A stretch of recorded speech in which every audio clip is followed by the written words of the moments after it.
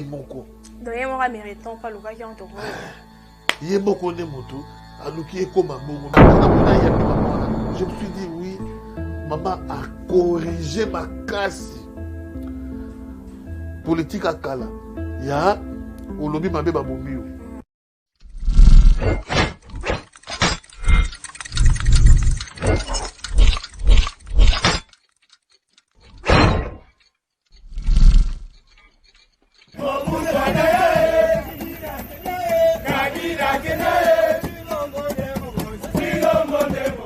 Bandeko Balandia Tindika Télévision, bonjour, bonsoir, ça dépend de l'ère fidèle internaute aux 8 ans, topé libako ya koyamba biso na kati ya Betaminique na bino. Ndenge toujours au mesana komona biso, lelo tozali a na mwa mboka sans rival. To kosola pona mabetali mboka, ndenge to mesana toujours koya kosolola. Na kopesa na lombango mbote mwa mboka. Mbote c'est fort. Ça ngoni mwa mboka. Ça va. Non, c'est les canaux bien. Oui, avec fatigue.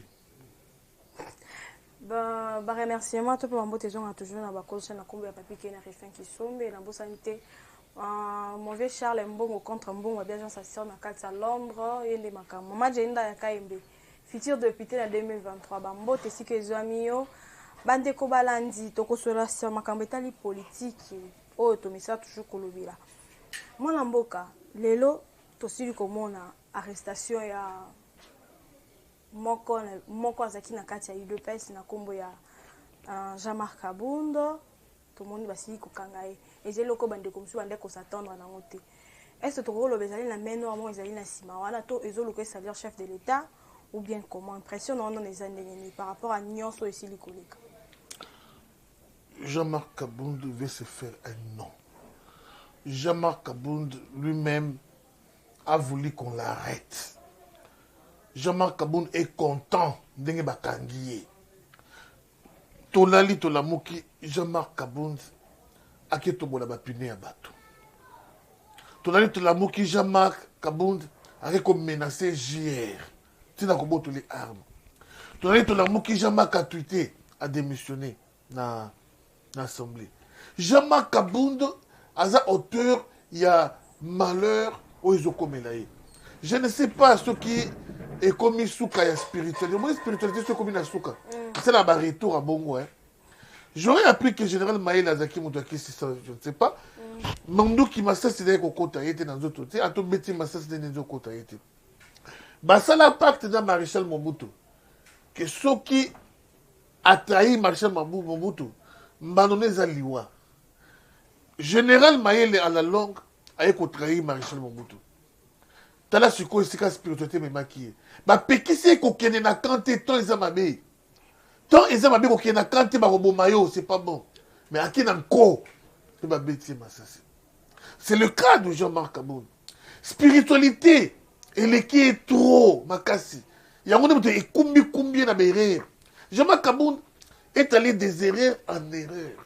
Pour qui to comme na niveau ya à côté de prison. Il l'a voulu.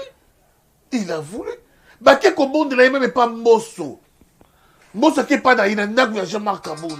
Jean-Marc Kaboun a signé même pas d'excuses. Ma pékele qui mouton na moulaï.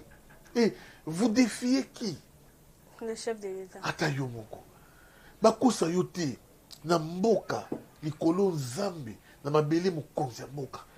Donc c'est le Dieu du Congo, le petit Dieu du Congo, le chef de l'État. Donc, Azali, chef de l'État, a mesure d'être dans la Bible, d'être roi. Aza mesure les lois, le Sephora vient nous échanger. Vient nous peut changer, hein. Échanger vraiment à tout, chef de l'État, mais vient nous échanger, vient nous peut changer. Aujourd'hui, vous savez, il va faire 30 000 $, 50 000 $, 100 000 $. Aujourd'hui, comme connexion, il na maman est na katanga kuna ou comme millionnaire. Donc, il faut du respect sur tous les plans. La hauteur, la longueur, la largeur, la profondeur, beaucoup de révérence, beaucoup de respect dans le chef de l'État. Mais Jean-Marc Kabound a créé sa propre tombe. La question qu'il faut se poser, Zali, il l'a fait pourquoi? Pour quel objectif? Peut-être qu'on a battu Simane, il qui est tout. Il y a des politique, comment on dit, théâtre, et loko oyo te, ils ont jeté pour Kabound, na Fati. On peut pas m'amener Bandakala. Fatigue n'a commis président. Kaboun déjà combien de jours à Fati. Selon Yé, ils ont qui Yé a hérité politique il y a Etienne Tshisekedi. Il y a un peu de choses qui sont bangunde bamoni ki Etienne Tshisekedi bazala na ye et Etienne Tshisekedi mufuli bato. Na mona politicien mo afula bato kwa Etienne Tshisekedi. So kangami na yo fulami. Kangami no fulami. Alors, bato ba fula bamoni ki Etienne Tshisekedi tend vers la mort. Alors que moi je sois l'héritier d'Etienne Tshisekedi. Eh ben Monika ouah Fatima Bimi Bou abeti tourné dans le Mumbashi plein à craquer. Et ça li bango mitema kovimba. C'est là où a commencé le problème. Mais ce quand ce qui concerne Kabound, Kabound n'a pas un CV lourd dans l'île de Pes.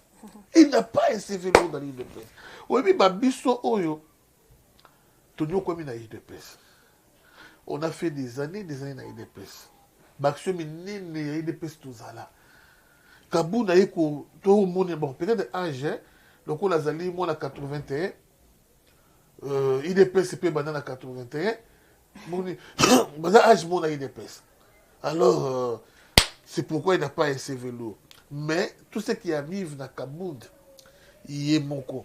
Donc, il y a un méritant, pas le cas qui ont été ye moko ne moto aluki ekoma bongo mais ngai passe na ngeza nini zali tango yo lobi que menunga ou nini je ne sais pas est-ce que yo lelo oyo nga na kozwa yo vous la privilégié na ngai hein privilégié na ngai na pouvoir ndenge Fati bazali na Kamiri hein na yo peut-être na tie yo premier ministre bon tango yo okoluka o sangana na bato o sangana bato po bato wana to bazo pouvoir plus poste nini po poste o eleki ba poste nyonso oza na ngo nga na pesu yango na pesu ba avantage nyonso na sima na ngai ozu ba minéré na sima na ngai ozu ba mining ozu ba biloko ebele mais si ko okoluka ye akoma président bo travailler na ye po apesu poste nini oyo nga na pesu yo te c'est ça c'est là où le bas blesse alors Kabound ce n'est que un problème de jalousie et jalousie ngo sala ngo na muntu oza ne toile nzambe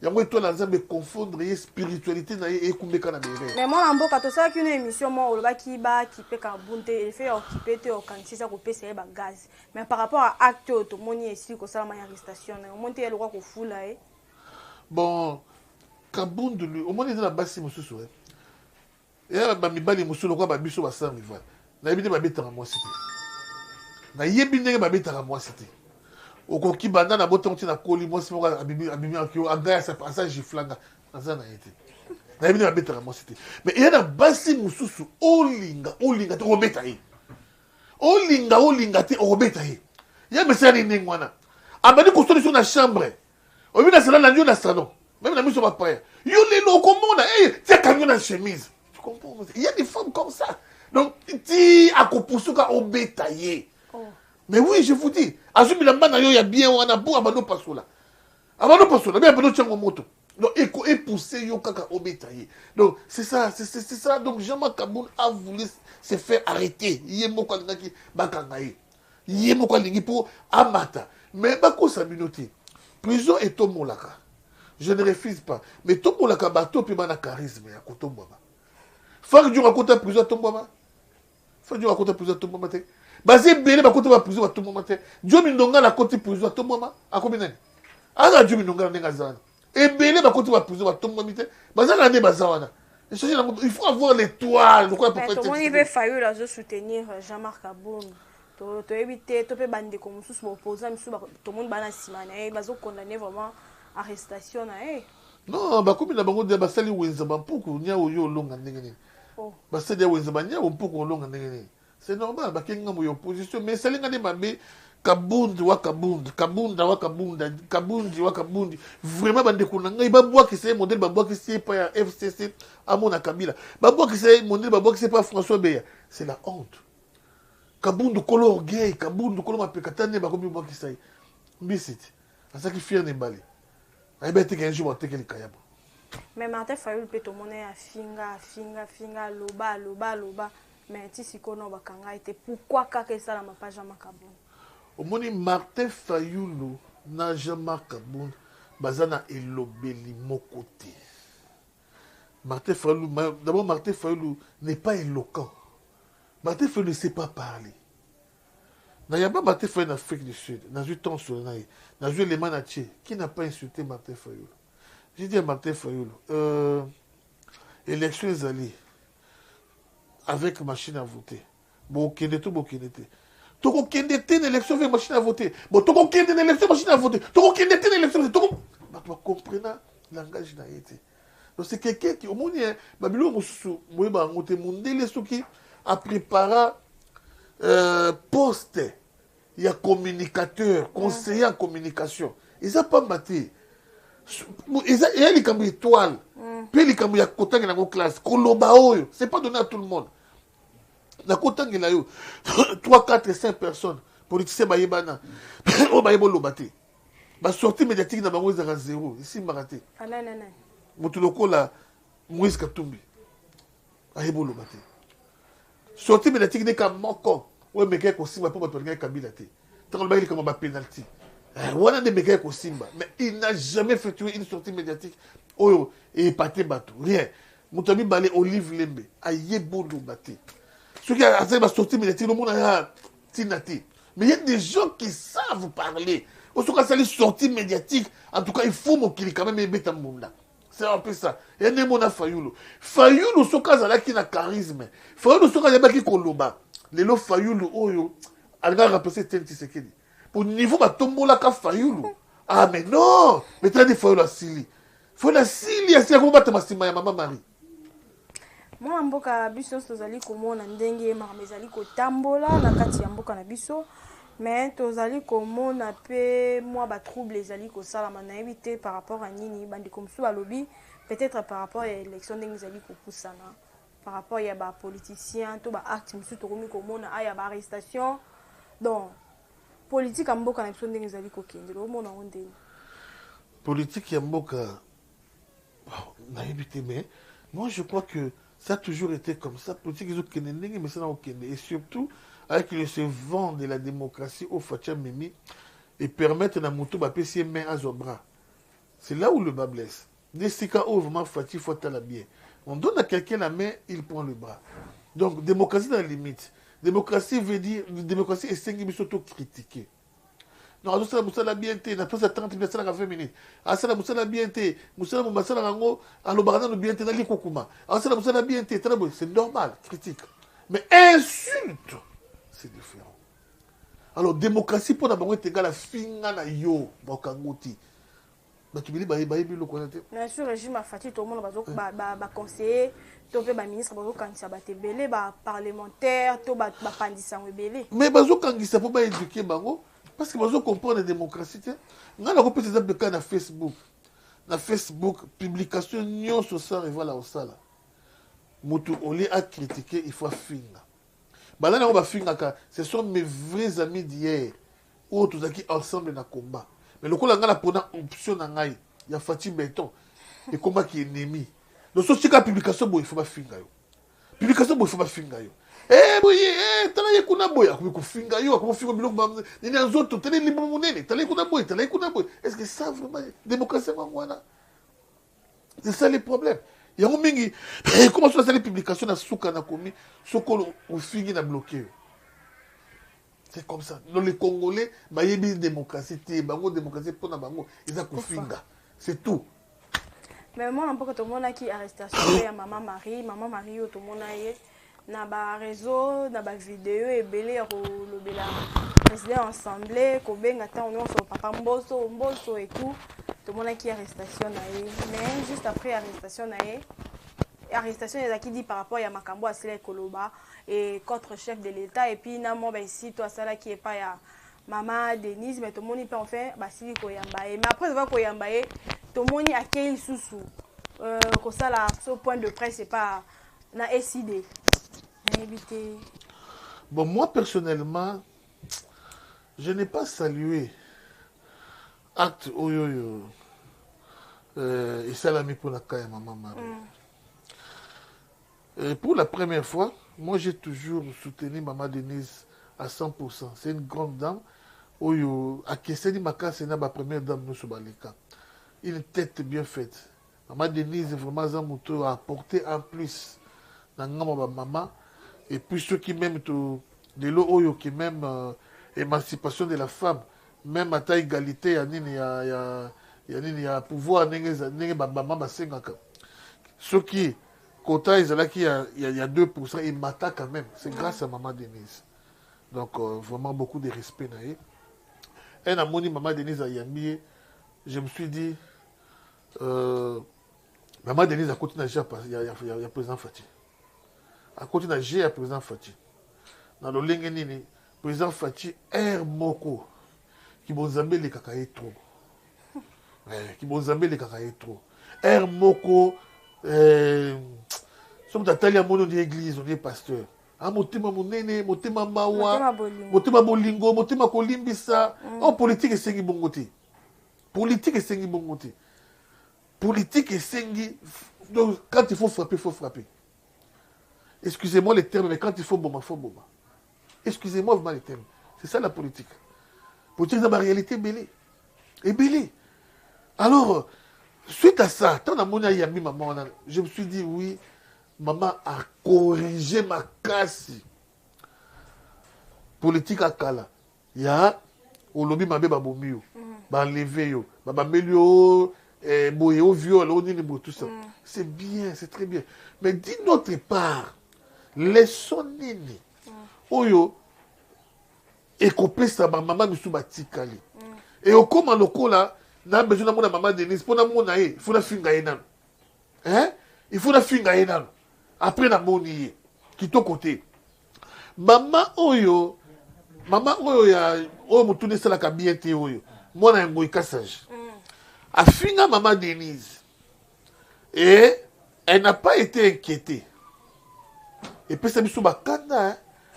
Au moni président Fati mo bo pesa la biso pi ba malade ya estomac na ba gastrique pour façon tout silika to ba manka bino. Il est trop. Bo pesa la biso pe espace. Alors, moi si on a affinga maman Denise Makas. Et cette fille-là n'a jamais été inquiétée. Elle n'a jamais été inquiétée. Elle est à l'aise. Et pour ça, peut battre monsieur souvent emboîter les pas. Les lots maman wana Marie a fini maman Denise. Après maman Denise a yambillé, elle a accès bolingo, elle peut avoir enveloppe, elle peut essayer. Et servir les sons de battre monsieur na bakozo. Les lots sont tant de micro dans manzando. Mais tout ça dans la facilité à maman Denise. Pour y quand ça est l'autre. OK na Gambela. Mais tout ça dans la facilité à maman Denise. Pour y quand ça est l'autre. Mais Souki, moi, si on a quel que soit son âge, Adra qui pénit sévèrement. En tout cas, on a un micro, comment qui est journaliste. On a un micro, comment qui est journaliste. Alors, franchement, on a une sécurité. Vraiment, une sécurité. Ce qui est bité, on a un type de mari, on a une enveloppe, on a un PSQ. Maman a un PSQ. Parce que juste après, oh, mais on a une enveloppe pour moi. Et il veut qu'il y ait un film, maman Denise. Oh, maman, après, divorce, ceux qui divorcent, ceux qui quittent, ceux qui n'aiment. Aïe, à l'omoni, oh, nyo, sous ma sema qui pas maman, là. Au moins, les états liboka, et pili, à tout ce qu'on y a mondé, moi, ni la pipine, ils ont un caca. Et à tout ce oyo, tout ça, kaba jeté. Ils ont premier fois dans botama. Dans mon maman, il y a un impoli. Donc, au moins, sans ça, moi, nos boti. Il y a qui éducation aux opés, ça y est. Si on a 80 ans, on a une éducation, on a la liboso, on a maman, mon colo impoli, mal éduqué, mal bouche, la liboso. Vraiment, ça fait mal, mais je demanderai à toutes les femmes tissékédistes de réagir contre cette femme si elle ose encore. Vraiment. Les hommes, moi, je suis bali. Mais, ce qui maman on a osé les sous. Ma maman Tshisekedi, c'est maman Marie Meta. En Belgique. Prophétesse dans Zambé. Ma maman Tshisekedi, c'est Nyonso. Denise Dissaro. Ma maman Tshisekedi, c'est Nyonso. Oh, comment Kimi na minute oyo. Ce qui maman on a osé réagir. Et avec la dernière énergie. je crois qu'elle va pouvoir se taire. Parce que comme Bimisa et Liboso. Et Liboso, si on n'arrête pas cette hémorragie, ça sera grave. Si on n'arrête pas. Parce que faiblesse, c'est comme le âge naïf. Ah, maman, on a le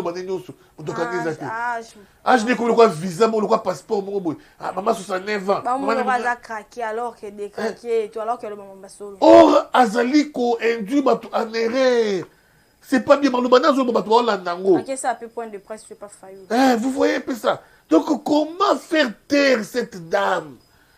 Président Fati, le pouvoir est sacré. Grâce au Yosué comme président n'est pas donné à tout le monde. Nous sommes plus de 80 millions d'habitants, des Congolais. Mais il y a des pour nous dans la présidence.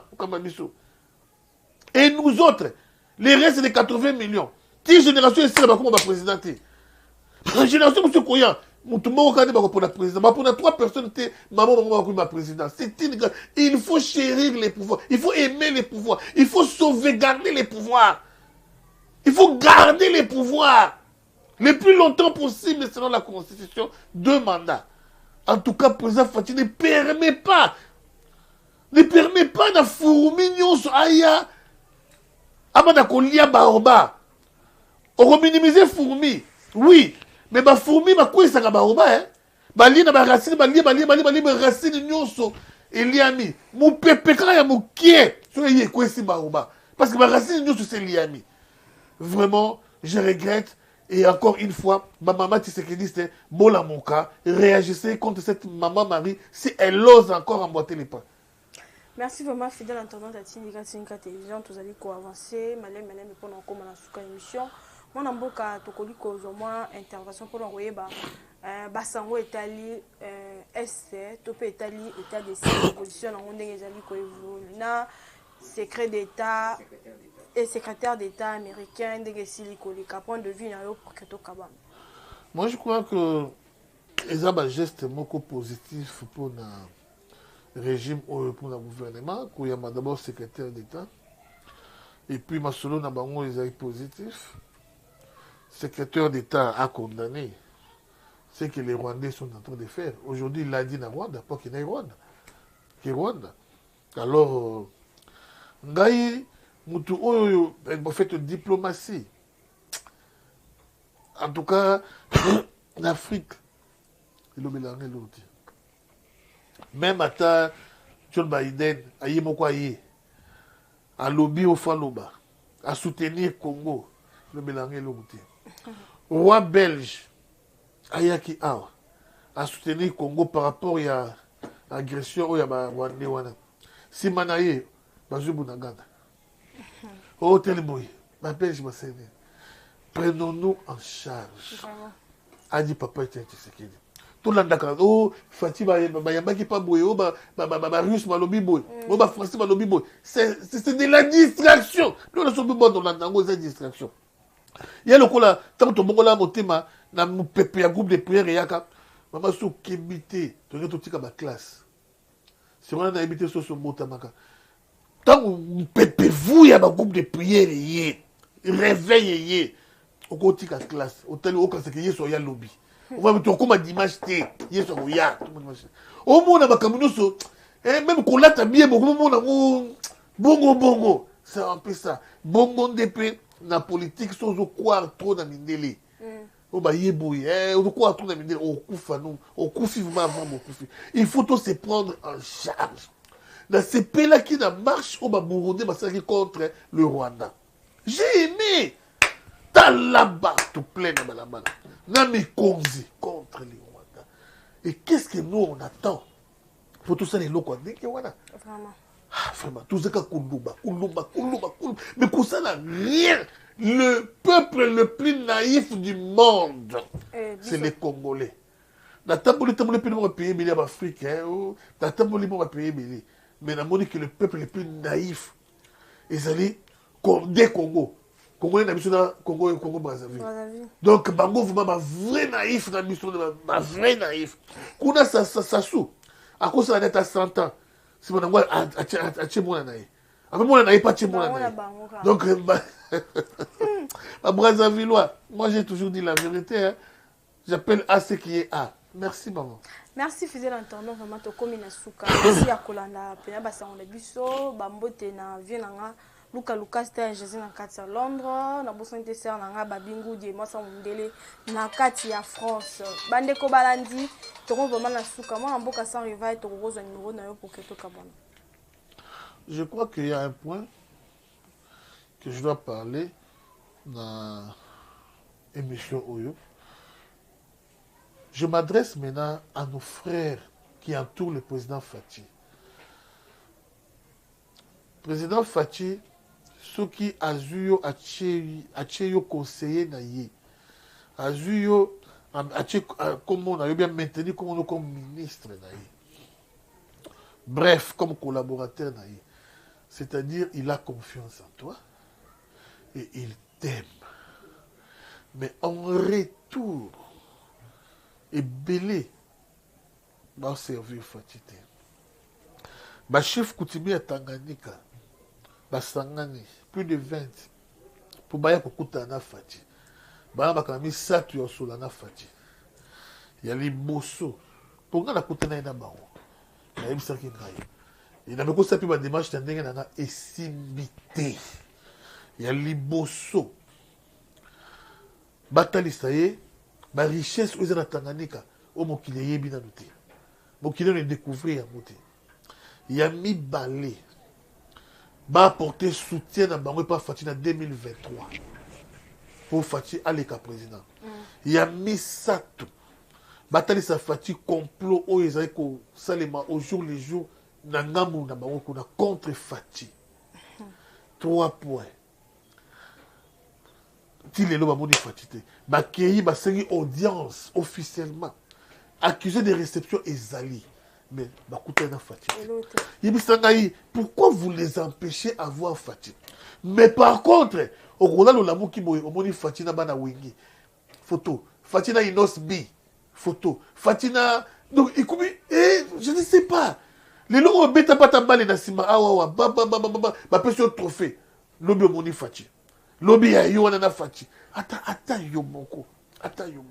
Alors vraiment c'est important makasi pour le succès à Fathi moko. Vous les empêchez. Mais makambo yo eza nango bien. Oui, je ne refuse pas. Mais eza vraiment ya ko privilégier les lo oyo. Wana akomona Fathi na mopete nyoso. Ce qui confie le bien mon Fathi, lobby mon confie na Fathi. Ce qui ngadiadia, alors bien mon Fathi, au moins ngadiadia na Fathi. Yebisangaï vraiment. Qu'est-ce que Ngadiadia va apporter par ya Fathi ou Aïda et pas ya Fathi par rapport à ma chef coutumier wana? Voyez un peu ça. Alors vraiment bandeko mofungo la porte naba tout au bazar utile pour les moments na Fathi ba mon Fathi. J'ai reçu un de Komoko Chako Penda. C'est une personne avec handicap mais très forte. Cette personne-là, Aïebani Ming en Afrique du Sud, ne croyez à l'ingui, à ça, le mouvement n'a pas handicapé news. Et attends, partout, et c'est comme handicapé Bazali, qu'on convainc Bango, en 2023, va voter Fathi. Tous les handicapés. Dans ce cas, les manatini. Cet homme veut voir Fathi. Dans l'initiative Oyazanango, apporter un plus dans le régime de Fathi. 0. Et l'autre côté. Mais, ce qui, maman milliabelle, regarde mon Fathi, Fathi na maman milliabelle. Ce qui m'a tout mis, c'est mêlé, comme Kiminga, mon Fathi.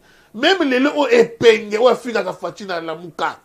Ce qui est penga, c'est une audience, à mon Fathi, épinga, comme mon Fathi. Bon, je vais penga, quoi. Dès que maman Marie ou à finir maman Denise, à mon maman Denise à mon pété. Dès que épinga, à comment on appelle Fathi à mon pété. Mais les gens qui soutiennent Fathi, les gens qui veulent le succès du régime, le succès de Fathi, alors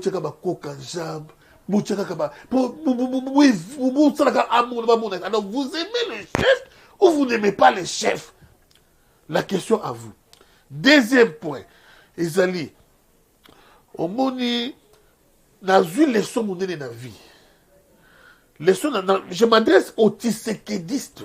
Et surtout, il y a entouré Fathi. Papa, le lait de la soukate. Tant on a mis sur le moni, Vital Kamerhe, l'homme fort. Bakosa minoti, tant que Fatia soit qui pouvoir. Mouton les cas Vital Kamerhe n'a power, la force à la quitter. Après Fatia c'est Kamerhe. Oh, héritier quand on va contre ses prisons Kamerhe. Ah, Bimi c'est héritier dans 50. Mais dans mon Kamerhe dans prison. Voilà na Djombour. Na bi hein? Na l'autre, oh, c'est la vérité. Kamerhe dans prison. D'ailleurs, comme on a l'homme fort, deuxième homme fort. On va si maintenant Fatia na maboko moui. La prise du pouvoir. Comme on est dans François Beya. François Beya na prison na bakana. Ala timi na baya bakana moui. Moutouron on voit que non, au parapluie na ngai, sur mouton ko simanga na benga François Beya. Fantomas, n'a simanga na Congo aw. N'a mouton Fantomas, mais Fantomas yé moko na prison. Troisième personne, 520 gigas. Eh, n'a quoi touché 520 gigas, vous défier Moka Mobimba. Mais 520 gigas yo wana na boloko. Kaka yo, ba ko bengo na téléphone, o yambakate. Oh, je suis Kabunda Salam. Je vais te rappeler le lait de l'équipe. Batoubo Yabana Bango, Dieu sur bois qui s'abango. Batoubo, oh, Basungabino, bois qui s'abango. Batoubo, Bozaki, ma pire, mon même dans ma poto, bois qui s'abango. Bouyabakasu, Moutouté. Donc, on crée un monde d'Abino Yassika. Les anciens n'existent plus. Les anciens amis, les anciennes connaissances. Batou News, sur la cause de l'Abino n'existe plus. Le col a commis à pouvoir. Camarade Nangaï, c'est Yannick Pires. Tous allez dans le pouvoir. Camarade Nangaï, c'est Fréli Kamala. Azan a pouvoir. Camarade Nangaï, c'est Telmo, Azan a pouvoir. Mais, c'est Fora King, Yete.